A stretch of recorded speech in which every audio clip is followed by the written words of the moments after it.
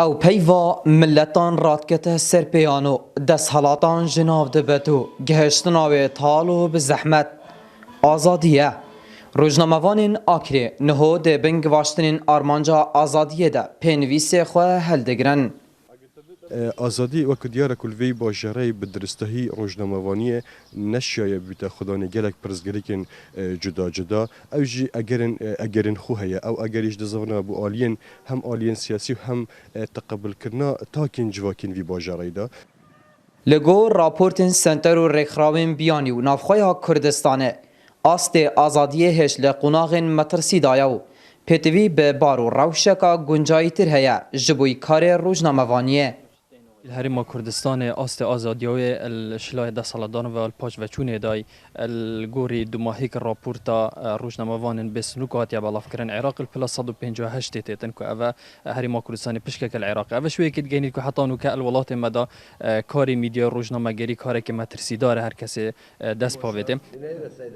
ل آخر خواندوان و تماشاوان هست به مرکو فلترین ترسید کن به سر روزنامه‌وانان هر کانالت مشت آزاد نه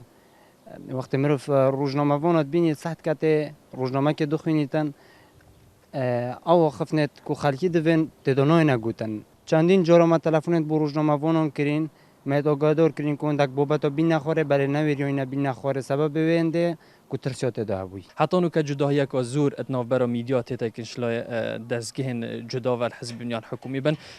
نمونه که دین موکو ادوی های ما بوریده چندین چالاکی هاتین انجام بن لی غیر میدیان حزبی ین ده سالادار چه دیگه نه هاتین گازی کردن بو رومال کنه و شوی که دیگه که حتی نو که میدیا ما اگر یا حزبی نبید و سرب ده سالات و نبیدن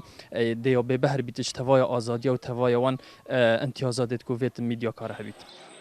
118 سال به سرجی روزنامه کردی درباز دبن لبن ریناهن روزنامه وانان هبونا گلک زومن جدا جدا هش آزادیا دربرینه دجیه که ساوادا هلایه